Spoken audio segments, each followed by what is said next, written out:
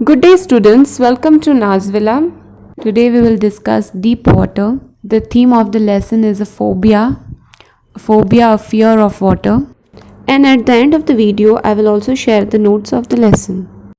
ये बहुत ही ज़्यादा थ्रिलिंग लेसन है जिसमें writer goes through a experience of dying और कैसे वो एक्सपीरियंस एक फियर बन जाता है, एक टेरर बन जाता है which grows inside him throughout his life.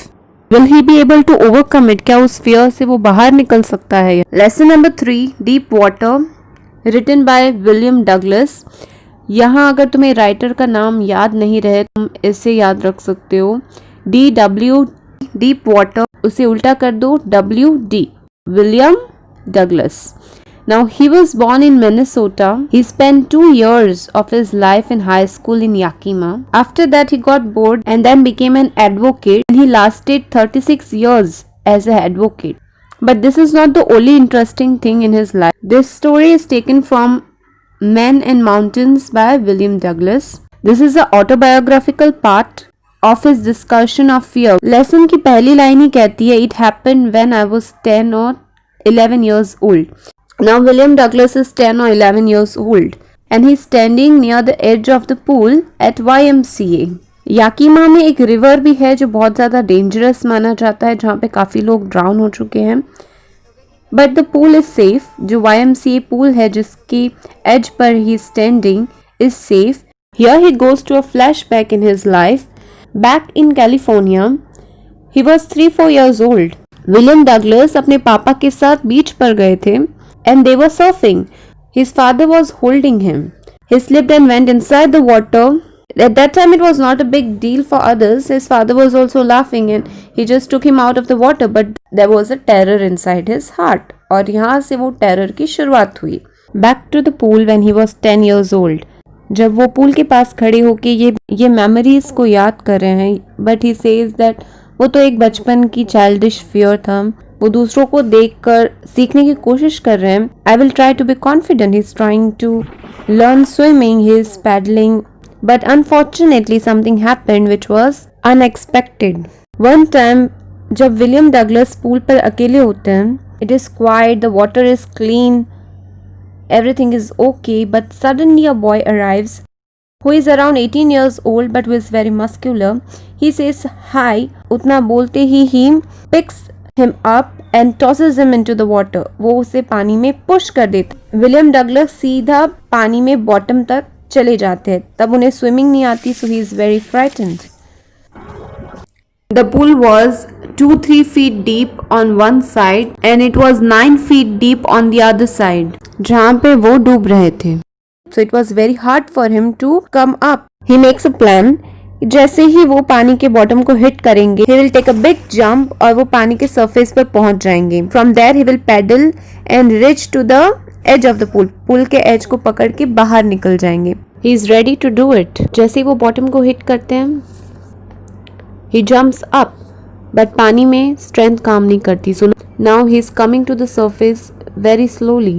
There is panic and suffocation. जब वो surface पे पहुंचते हैं, his eyes and nose are outside, but his mouth doesn't come out. वो अपने पैर हिलाने की कोशिश करते हैं, but he tries to scream, पर पानी में scream की आवाज़ भी नहीं आती. For him right now he is fighting with the force of water. वो breathe भी नहीं कर पा रहे हैं and he is feeling dizzy. एक ही चीज़ उनके दिमाग में चल रही है that कि जैसे ही मैं बॉटम को हिट करूँगा, I will push myself and come up and try to get out of the water. But he again went down. At this moment, stark terror hit him. यानी he is in so much terror that he has no control over anything. He tried to jump from all the strength that he has. The jump doesn't make any difference. He is remembering his mother कि काश मैं अपनी mom को बुलाऊं अपनी help करने के लिए. Now for the third time he is again pulled inside the water. But this time he is totally blank, relaxed. अपनी ब्रेथ खो चुका है, अपनी होश खो चुका है. He is drowning inside the water. He says that अब it is time to sleep. अब कोई ज़रूरत नहीं है जंप करने की. It is time to sleep. And the water is holding him. उसके बाद he goes unconscious. अब उसके बाद वो बेहोश हो जाता है। जब उसे होश आया तो ही वॉज वॉमिटिंग। किसी ने उसे पूल से बाहर निकाल दिया था and they were scolding the kid who was 18 years old and he was saying कि मैं तो सिर्फ मजाक कर रहा था। He was taken to the locker room. After that he went home. सब कुछ ठीक हो गया बट वो बहुत ही ज्यादा शॉक हो गए थे and he was crying, could not eat. जो डर, जो हॉन्टिंग एक्सपीरियंस जो उनके हार्ट में बैठ गया था वो बाहर नहीं निकल रहा था। After this moment of his life he started avoiding water. कुछ साल बीत जाते हैं। एक दिन वो कास्केड घूमने जाते हैं। Cascade means he goes to a waterfall. He tried to overcome the fear but he could not. वो एक ग्रिप की तरफ फंस गए थे इसमें। He realized that he cannot enjoy the simplest things like fishing, boating, waterfall, warm water lake, swimming, going to beaches. On page 28 and 29 you will find the list of all the places being mentioned. Every time he tried to do something else, वो डर उनके पास वापस आ जाता है. Finally, one October he took a turn in his life. He hired a instructor to learn swimming.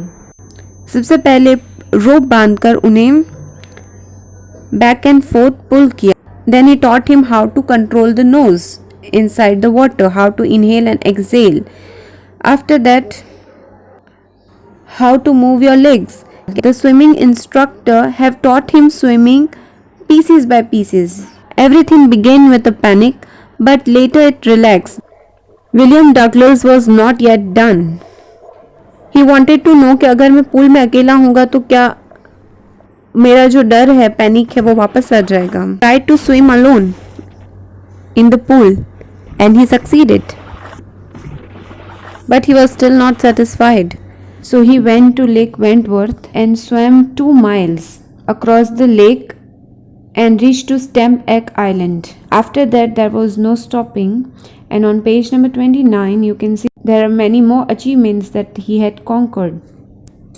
After conquering his fear, he was full of joy and he shouted at the Gilbert Peak, जहाँ से echo return होता है, and he realizes that he has conquered his fear.